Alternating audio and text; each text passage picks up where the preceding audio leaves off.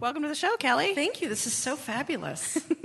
Well, thanks for being here. That was such a touching family story. Isn't it poignant? Yes. Just like everyone else's family stories. How old were you when the sun exploded? About 10. Yeah. I'm right around there. Yeah. Yeah. It seems like, because you've also told these stories about how sort of the world kind of revolved around your dad as well, and all of this energy came from him, and that must have been so difficult for you to have these moments when he sort of seemed like God, and these other moments where he seemed like your child. Yes, and yet he was like God, so I didn't know he was the child. Like, I didn't know I was the grown-up at the time, of course. You just think, we're just handling this in the moment. Dad thinks the sun has exploded. We're handling it right now. Right. It'll be fine. We'll figure it out today. Mm-hmm. Yeah, absolutely. So you've been working on this show for about the last, is it 15 months with Paul Provenza? Yes. Started writing it in March of last year, and the way it was birthed was November of 2010.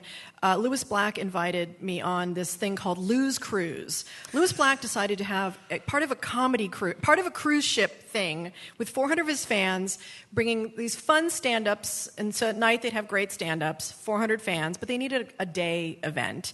And he said, well, maybe come on. He just wanted my husband and I to come on the cruise. He was like finding something for me to do. Come on, play a little video, tell some stories, because I was a storyteller. It's what I did.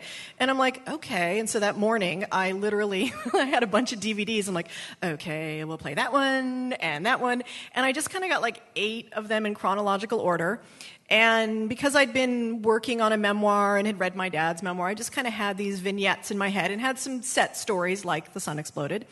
And just got up there and played a video and told a story and played a video and told a story. And then all week long, the fans were coming up to me going, oh, we miss your dad, and that was so incredible, and it was so neat to see that side of him and to hear these stories. And so I was like, oh, okay. And then Paul got me booked at the Montreal Comedy Festival in July and thought, oh, okay, now I have to write this thing. Yeah, that's a scary way to do it, but it highly effective. Well, deadlines are important. Yeah. I mean, actually, for people like me, essential. Otherwise, nothing gets done. Yeah. I heard that when you were reading your dad's book, you learned a lot of stuff. I did. When you were reading his book. What was the biggest revelation that was in his book that you hadn't known about him? His Air Force years, I didn't know much of those stories, so that was really sweet to hear about that. And his early days with Jack Burns. And I didn't really realize that my dad, before he met Jack Burns, who he was a comedy duo with in 1960, before he met Jack, my dad was a Goldwater Republican. Wow.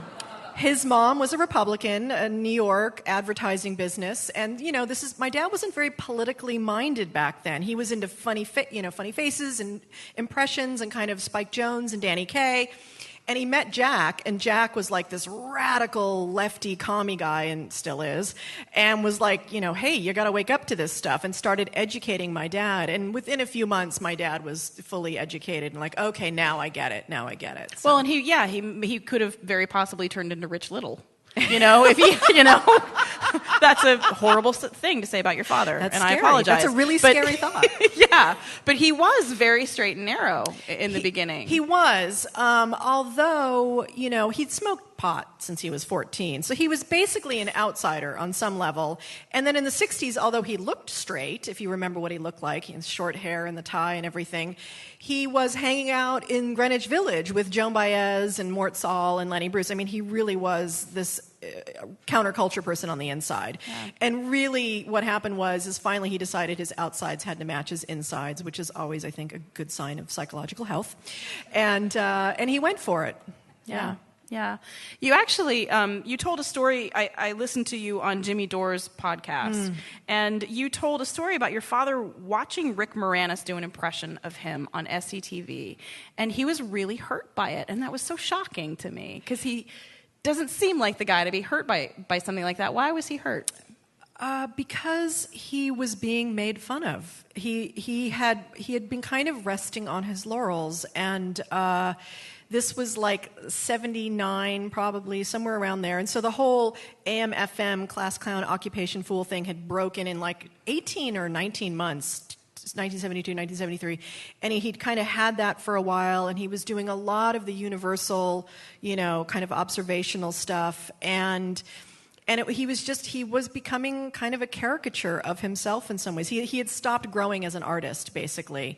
And, the next wave, the next generation, SNL, SCTV, Steve Martin, they were all coming along.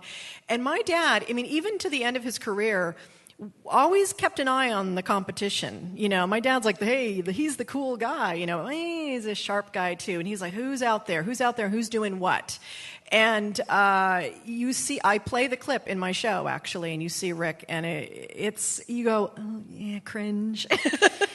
If you're just tuning in, you're listening to Livewire, and we're talking to Kelly Carlin about her show, A Carlin Home Companion.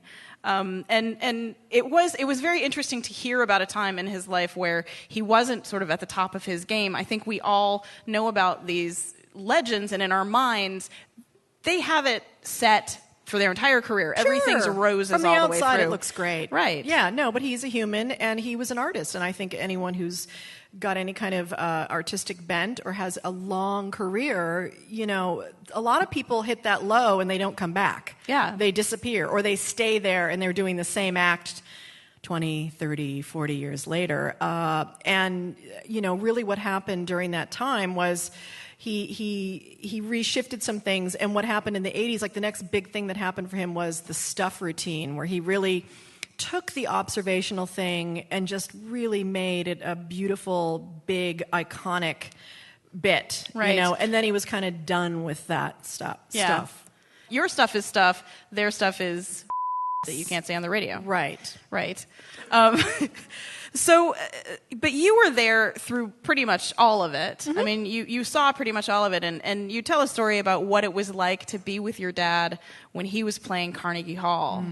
Can you talk about that a little bit? Yeah, in the story I talk about how being a young child, it was 1972, so I was about 8 or 9, I can't remember what part of the year we were there, and it was amazing. In Carnegie Hall, the dressing rooms are down in the basement, and as we come up from the basement, we start hearing this stomping and this chanting that was going on for like 5 minutes, just George, George, George, and it's exhilarating. It's absolutely exhilarating. And my dad stepped out on the stage, and there was this roar from the crowd, and every hair on my body stood up, and it was like I was surrounded by electricity.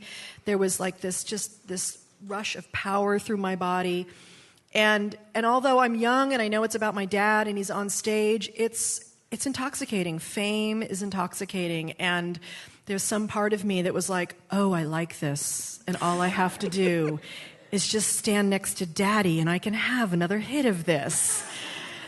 Which is fine, but not good if you want to individuate and become a human being later in your life. Right. Not so effective. No, it doesn't work for many decades, that strategy. So, but it's powerful stuff, fame, that is. Yeah. Well, and now that you're a performer and you're performing more yourself, do you feel like you understand your father a little bit better? I kind of do. I've had a revelation last month. I was doing a show, and I was a little nervous the first half, and I went backstage, and I gave myself a note, and I came out the second half, and I was a lot freer and a lot more in my body. And my dad used to say, he used to point to the audience and say, you're not here for you, you're here for me, and I'm here for me. And I've got my master's in psychology, and I used to think, oh, Dad, that's so narcissistic of you. Really? But I get it. Because the more you connect to yourself on stage, the more the audience is going to connect to you. And your job is not to be out there trying to figure out what they want. Your job is to be here with what's going on inside of you so that they can come in. And I'm starting to get that. And it's like the one thing that I wish I could have a conversation about my dad. With him. Yeah, now.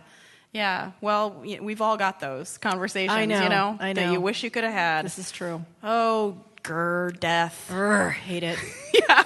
Damn Damn. Well, so you're still working on the show, and the show is just continuing to. It is. It's evolve. The script is pretty much set, and I'm just learning as a performer. Every time I do it, I learn 10 gazillion things. It's just so incredible. Well, and if people want more information about the show, they can go to kellycarlin.com. They can always go to kellycarlin.com. Excellent. It's a well, fabulous it's place. been wonderful having you here. Thanks so much for joining us. Thanks, Courtenay. Kelly Carlin, everybody.